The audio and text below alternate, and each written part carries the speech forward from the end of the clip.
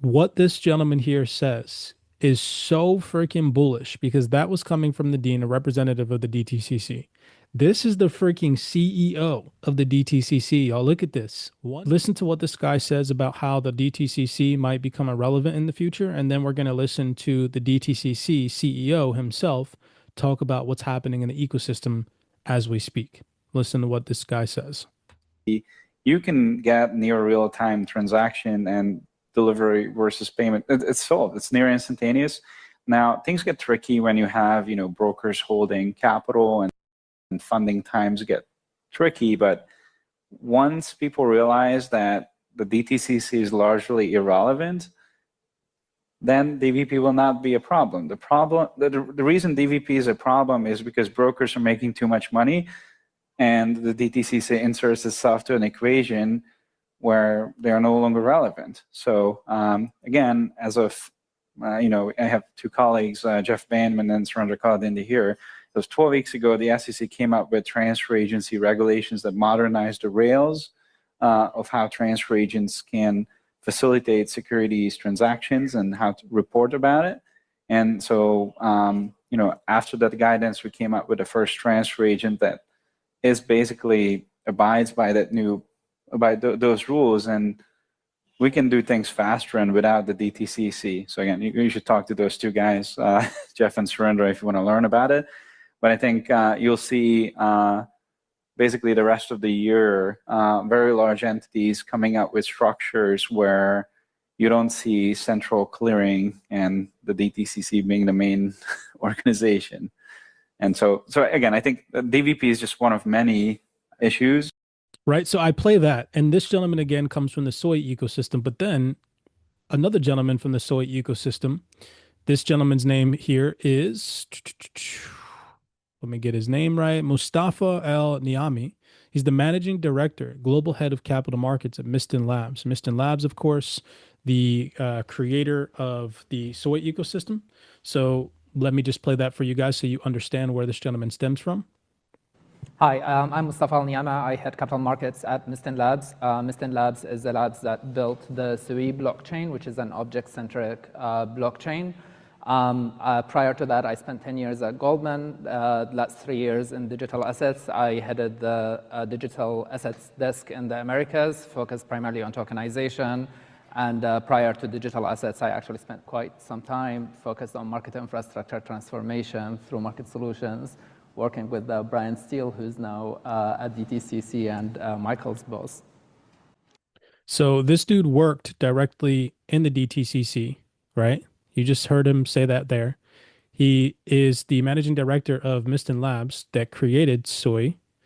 And listen to what he says here about how anybody that thinks that the DTCC is going to become irrelevant, that's false, right? So it's, again, just contradicting that you have a gentleman from Soy and a gentleman that used to work at the DTCC, then went to work for Miston Labs, who created Soy, saying that that's not to be the case. So let's listen to what he says here. Because this is such an important point for people to understand what exactly is happening. There's this theory in the market that some intermediaries will just disappear. That's actually not true. Transfer agents are becoming more programmable. DTCC and the netting is becoming more programmable. I don't see a scenario, and we've tried this before, where, as you've mentioned, trying to make things RTGS all the time, it just doesn't work. Capital efficiency just goes out the door if you do that. But I completely agree. I don't think an SEC function will disappear. I think it's just going to get better with the tokenization. I don't think the transfer agent role will disappear. I just think it's going to be extremely programmable in the future. Right. So I just wanted you guys to hear those conflicting perspectives. You have two people that, come from the soy ecosystem. One saying the DTCC is not going to be around. This one saying that they are going to be relevant, that they're just going to adopt this new technology and transform with the moving tide. I personally would go with what this guy says, in my personal opinion, based off of what these people are saying. So here we have Nadine. And listen to what she says. This is all, by the way, all this information is relevant. So this video is from 8 days ago. This video is from May 18th. So today, or yesterday. And this conference, myself and Aqua streamed just the other day. is from only 10 days ago. So, all this information is relatively new, relatively recent. And listen to what Nadine says at the Solana Accelerate conference about how, everything's ready to go. They're going to be a multi-layer ecosystem. It's not just going to be one chain to rule them all. Right now, they have picked Canton, but there's going to be multiple different winners. And just listen to what she says about how they are the biggest financial conglomerate in the world, right? So you would think that the biggest financial conglomerate in the world, if they were to just go away and become irrelevant, some really crazy stuff would have to happen, right? So that's, in my personal opinion, what that first dude said is probably a little bit unrealistic, at least not in our immediate lifetime, right? Not in the next decade. If they do fade away into the background, or we see some competitors start to come up against the DTCC, it's going to take some time considering how massive they are. So listen to what she says here. In helping us get to this stage. So really exciting days ahead of us. So as the largest market infrastructure for American financial markets. For the world. In the world. In the world. Excuse me. No, I'm a bit modest here, but it's for the world. There you go. Oh, excuse me. Thank you for clarifying. When you are thinking about moving to a new technology, obviously safety, security, scale, we talked about the scale in quadrillions. All of that is of critical importance. Uptime, resilience. And so when you think about moving to this new infrastructure, you think about the variety of blockchains that are available. How do you, sort of think about like what are the parameters? How do you assess the different blockchains that you're thinking about being able to put all of your tokenization on? It's a great question, Christine. It's again, we're the people that brought T+1 to the market, right? So treasury clearing. So we're well honed into managing very complex projects in a way where you've got to still drive the car and change the wheels as you're going, right? So we do that extremely well. And when we looked at our technology ecosystem, it's multi-layered. One, to your point, it's a multi-chain setup. We've been public with Canton, but there's many more that we're looking at. And there's a methodology that we have to go through that. And you've outlined some of the criteria that we look at. We need to look at compliance. We need to look at client demand. Where's the liquidity? We need to look at security, scalability, how transparent, how distributed is it, right? And it's not a one and done. We do that, and then we have to constantly monitor. And part of our requirements, we're a GSIFI, I think you called me a double GSIFI, so making sure that our regulators are comfortable that we've got the right controls in place and the right oversight is really important. So that's how we do it, and it's not one person that says, yeah, I want to do that, but usually a client will come in or multiple clients will come in and say, we're interested in Canton, we're interested in Solana, and then we'll start our analysis and we'll start looking at it, and then we'll hook it up and off we go. And then when you think about like scalability, like how do you sort of measure that, or how are you like? Well, you uttered the stats originally, right? It's for us, just thinking when we do corporate actions at the rate of some of the processing that we're seeing on some of the rates, it could take us days to process a corporate action if we don't have that scalability to do that. So, 4 quadrillion is a lot of settlements that go in. This is without counting all our corporate actions that we process, all the repos that move through the pipes. So we need scalability here on the chains, and Solana is one of the more scalable chains that are out there, but it's still not enough. Still not enough, and our teams are working with big tech and fintech and everybody in between to try to figure out clever ways to be able to scale our technology, well, the market's technology. Got it. Right. So I just wanted you all to hear a realistic perspective. She said they're literally working with multiple different blockchains, multiple different industry-leading experts to help scale the technology. Does that sound like they're going away anytime soon, considering that, she also just mentioned it's going to be a multi-chain ecosystem. It's not going to be Canton or Solana or any of the other layer ones that they might be working with in the future that rules them all. It's going to be multi-chain, right? So huge confirmation right there. The last thing that I want to play from this video clip is where she talks about the dates coming up, right? So listen to what she says here. Just because there's a little conference here going on, we did issue and made our dates public. So for anybody wondering if this tokenization thing is real, I assure you it is. So July 13th, in a very precise date, we are— Wait, July 13th of of 2026. 2026, y'all. This is like an intra-year thing. That's right. This year. This year. It's happening this year. We're going to start tokenizing. We're going to do a soft launch because it's really important to assess the state of readiness of the industry. We also have set up some working groups where a lot of our participants and their partners can participate. That was very eloquent for me, participants and their but it's really important so we can make sure we're all ready for the big launch come October. So it is here, it's real, it's moving forward.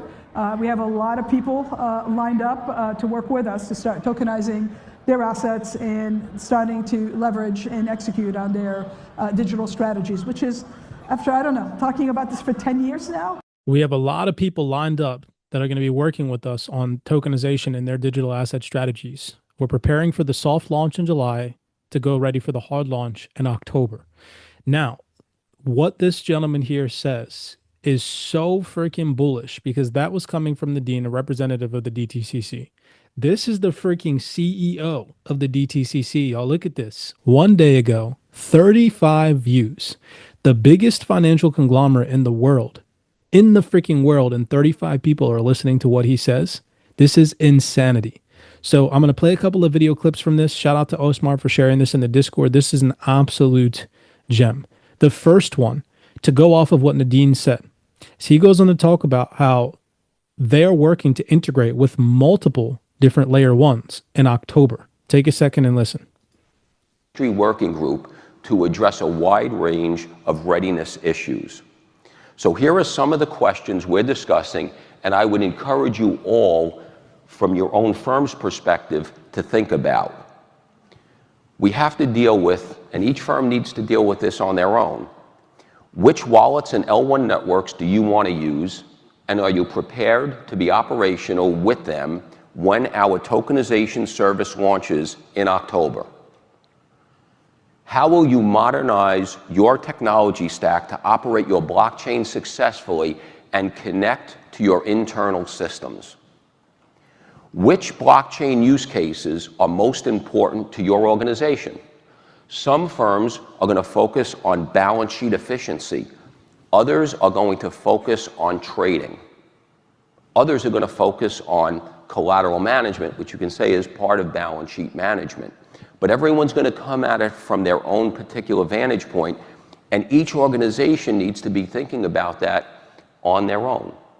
Another consideration is how will your controls and risk management work with blockchain nodes and wallets since, as an example, KYC verification and periodic refreshes will be required. Same right there. He just confirmed everything that we've been doing in this community for years. He just said, talking in front of the SIFMA event, if you are a bank or a financial institution, you need to start to consider which layer ones, which wallets, what blockchains you want to work with by October of this year. You also need to be thinking about how to integrate KYC compliance because it's going to be mandatory. Wow. Like, what a freaking gem, right? So I thought that I'd share that with you. I got hyped when I heard him say that because he's not just some random dude. Like, this guy probably walks around with the same level of security that the president walks around with. Like, this dude can't just be like texting random people. You know, he can't just be like having conversations on his smartphone with any random person.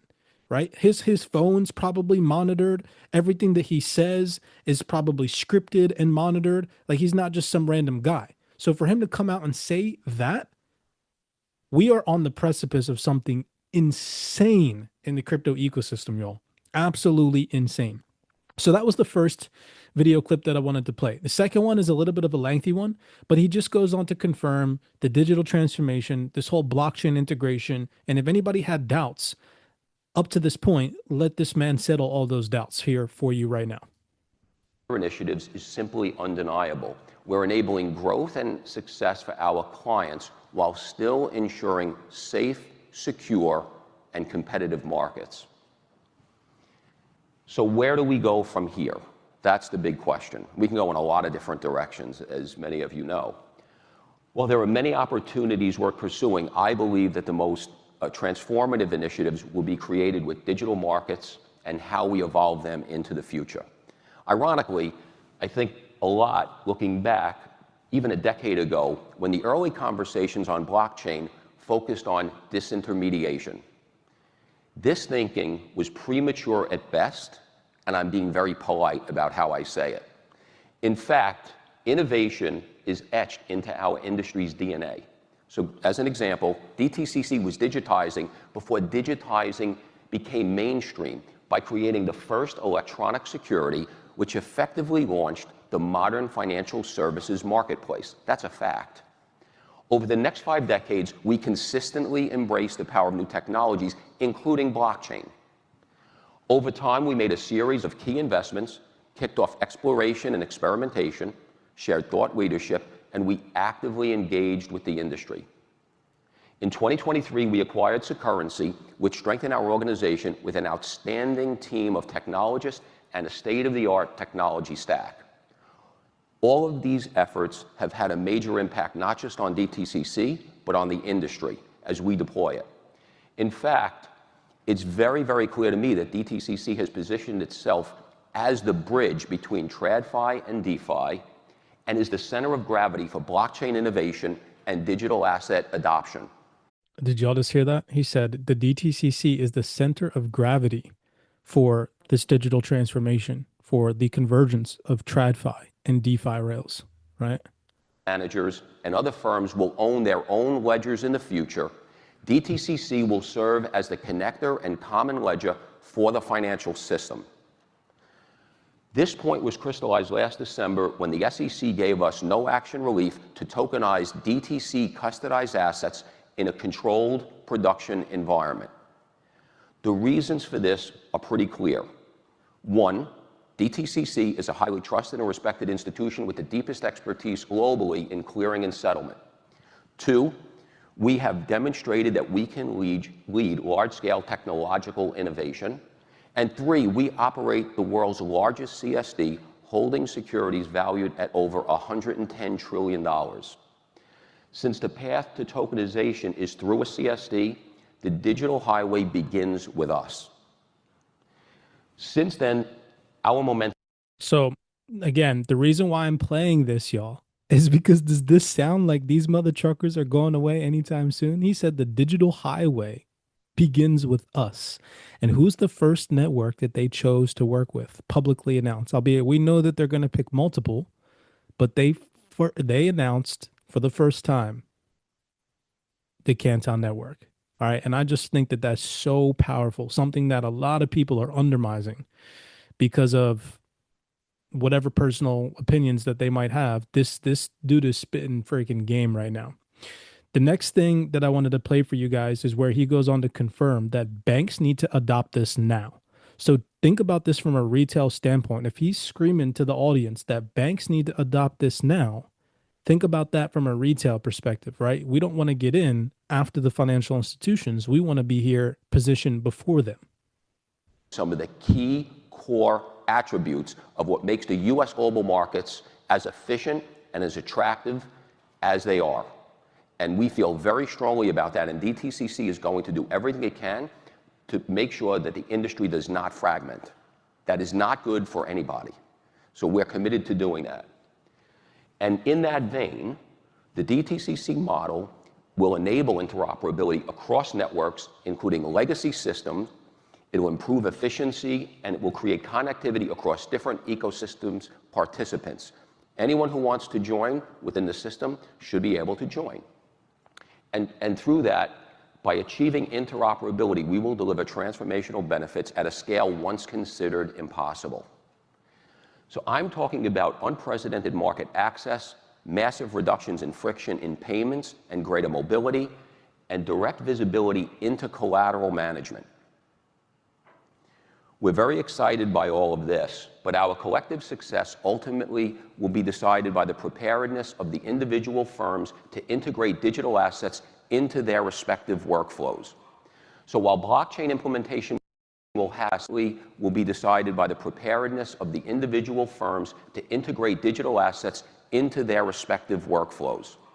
So while blockchain implementation will happen in waves over the course of years, Financial institutions need to take action right now if they want to participate in this journey.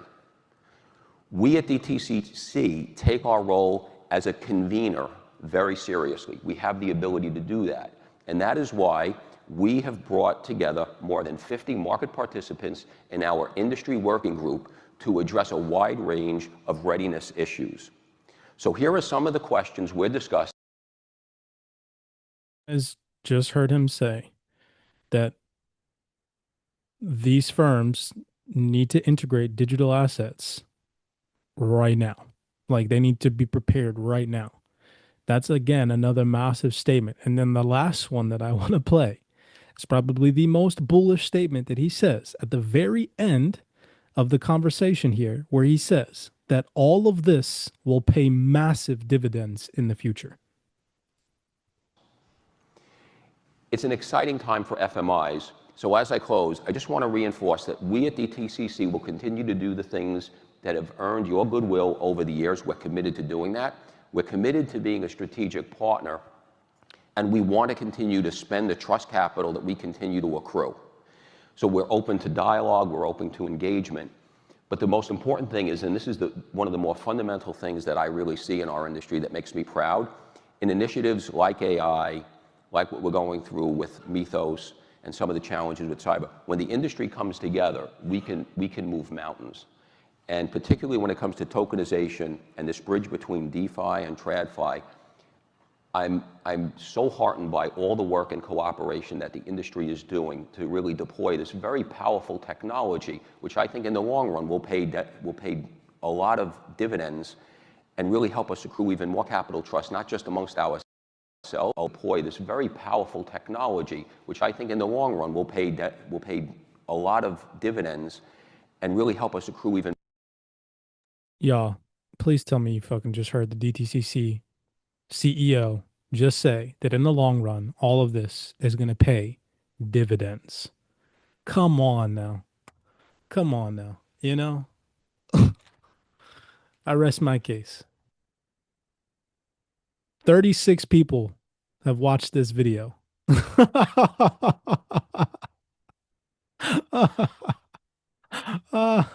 of us. 30 of us. Exactly. All right, real fast. Taking a look at the total cryptocurrency market cap where we picked off last before I give you guys this real quick presentation and some video clips that I want to play from some high-end representatives. We have the DTCC CEO that you guys are going to listen to today. He says some super bullish stuff. Like I'm talking about, wow, the fact that this is coming from the CEO of the DTCC, everybody should be listening because he says banks should be participating in the digital asset ecosystem now, right now. So, and that's coming directly from him. We'll get to that eventually. But just real fast, doing a quick market update. Crypto right now has traded into our overall first bearish area of interest. We had identified the 2.45 threshold as a base that we wanted to see retested given this market structure. We had seen nice higher highs and higher lows formed before price broke into a buy delta held pattern above the $2.6 trillion threshold. So if this is going to be a continuation formation that takes price higher, ideally we would like to see this base hold, which now we are currently trading at. If we can see that, we can start to see buyers step back in, absorb sell volume, and we can see optimism flourish back in the markets. Then it's possible we could start to see a market turnaround from here. That would be best case scenario, possibly even getting a retest of $2.6 trillion, turning that into support and then breaking higher.